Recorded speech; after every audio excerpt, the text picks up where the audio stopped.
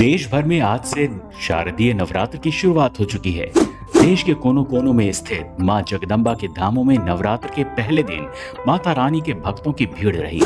ऐसे में हम आपको घर बैठे ही माता रानी के धामों की यात्रा कराने वाले हैं, जिससे आपको भी माता रानी के पावन दर्शन हो सके और माता रानी का वरदान आपको भी घर बैठे ही मिल सके।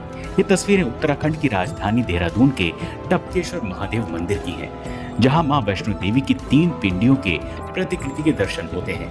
कहते हैं कि किसी युग में इस मंदिर में पर्वत की छोटी छोटी नालियों से दूध रिसा करता था, जैसे मानो दूध की बारिश हो रही हो।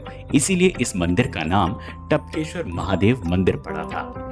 पश्चिम बंगाल में दुर्गा पूजा पर्व को किसी त्योहार की तरह, अनुष्ठान की तरह मनाया जाता है। इसीलिए हम आपके लिए नीम ताला घाट मंदिर की तस्वीरें लेकर आए हैं। तो भाई, माता रानी के दर्शन कीजिए और जोर से बोलिए जय माता दी। उत्तर प्रदेश की राजधानी लखनऊ में माहौल मातामयी है। तस्वीर एक कालीबाड़ी मंदिर की है, जहां नवरात्र के पहले दिन माता रानी के आगमन का स्वागत संपूर्ण भक्ति भाव से किया गया।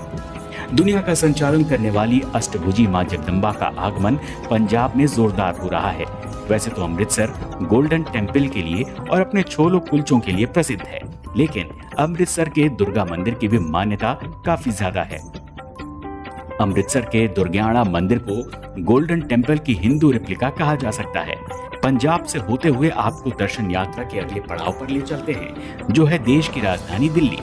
दिल्ली में कालका जी मंदिर को पावन और पवित्र माना जाता है।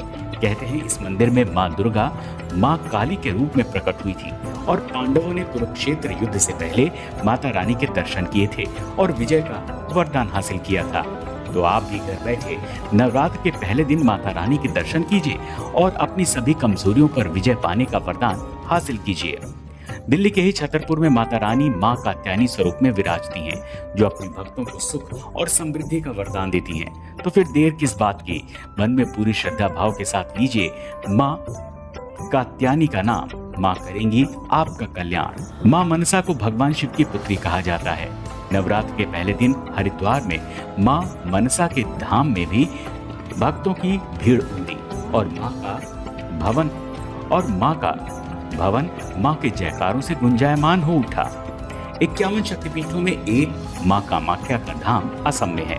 नवरात्र के पहले दिन मां कामाख्या के दर्शन पाने के लिए भक्त लालाई दिखे। मां कामाख्या के धाम को तंत्र साधना का धाम माना जाता है। ये पूरी दुनिया में इकलौता ऐसा दुर्गा मंदिर है जहां मां दुर्गा रजस्वला होती हैं और उनकी पूजा की जाती है।